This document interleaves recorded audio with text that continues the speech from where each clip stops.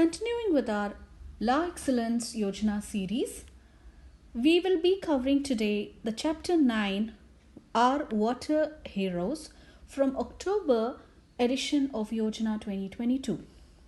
Our ancestors had rich knowledge of water conservation and management. For example, canal irrigation was mentioned by Greek travelers and also mentioned in the Arthashastra. And not surprisingly, the Ahar Paine system of that period is still in use in the South Bihar region. Later, many princely states started construction of canals, lakes, reservoirs, dams, and other waterworks and services for irrigation and domestic purposes.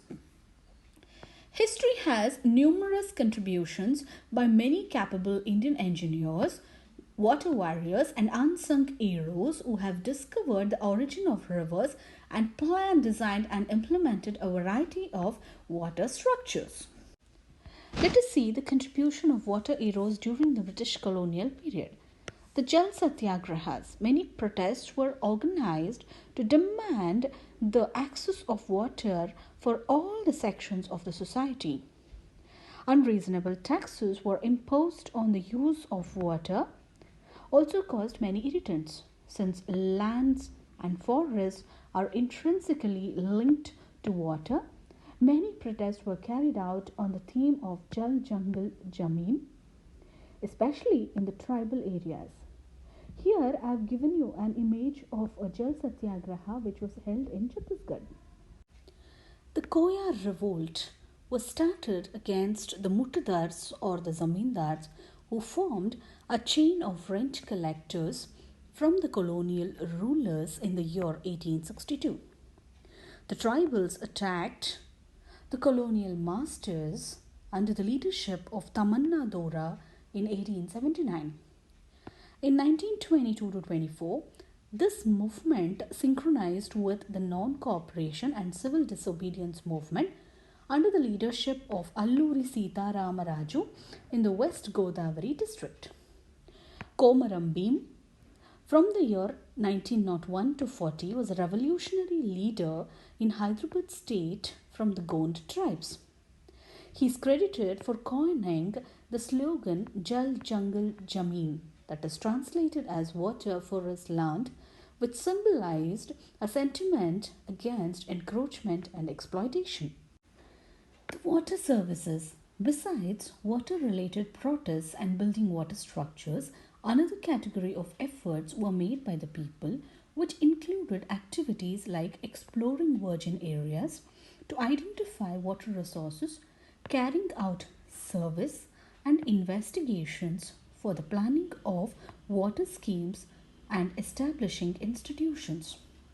Similar to the present-day water supply missions, various piped water supply schemes were implemented by the Sood community from 1860 to 1920 in Mohin, Garli and Ghar villages of the Kangra region and the adjoining areas of undivided Punjab.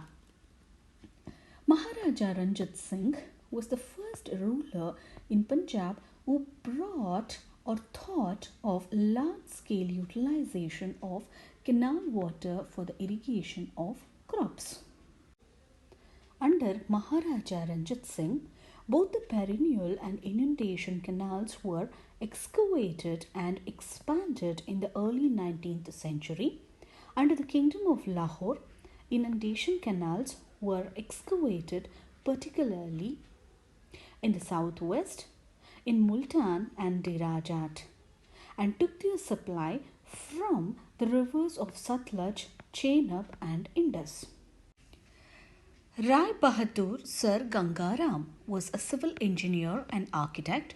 His extensive contributions to the urban fabric of Lahore, then in colonial India and now in modern Pakistan, caused Khalid Ahmed to describe him as the father of modern Lahore.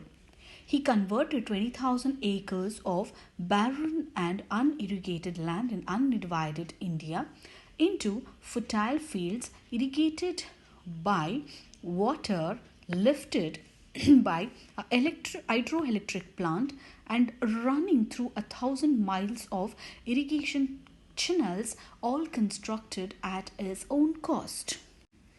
After the catastrophic floods of the 1908 from rivers Musi and Isi, Hyderabad's then Nizam Mahmud Ali Khan engaged Sir M Visweeshwaraya to prepare a comprehensive plan for the flood protection of the city.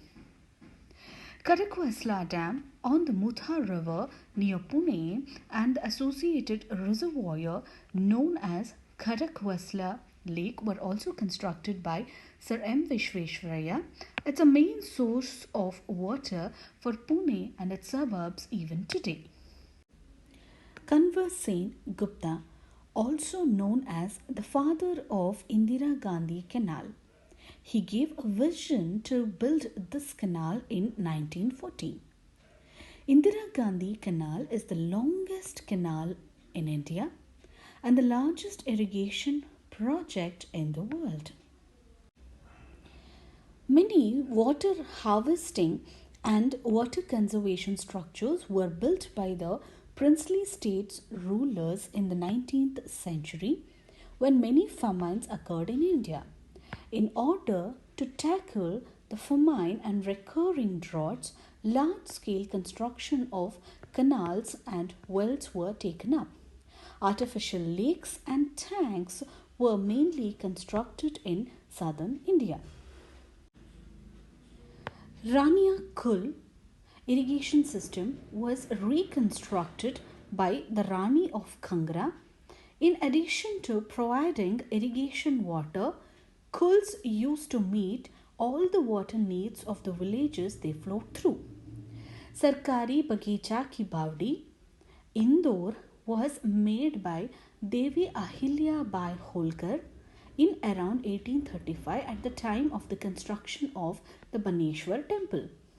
Sheshadri Iyer was responsible for initiating the first hydroelectric project at Asia at Shivanasamudram in the Mandya district of Karnataka, which began generating power in 1902 for the Kolar goldfields and for Bangalore in 1905.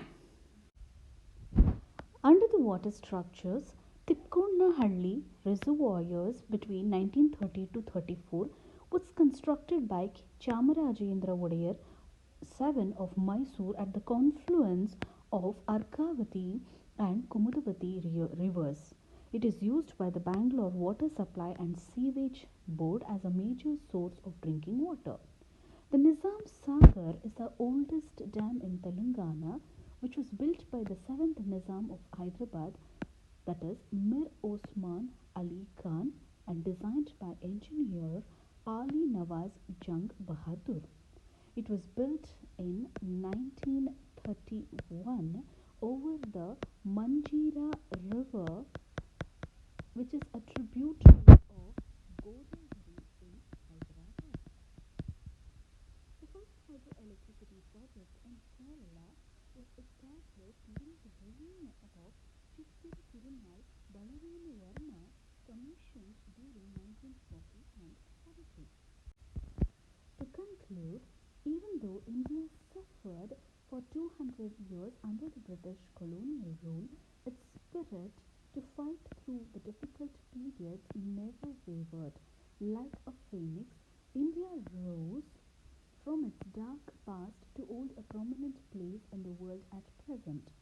Not only in the ancient Vedic and the medieval periods, the post-medieval era also witnessed pioneering works done on the development and conservation of water resources.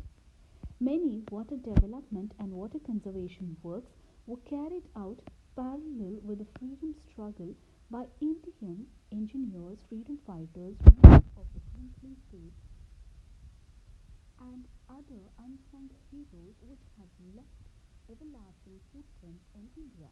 Thank you.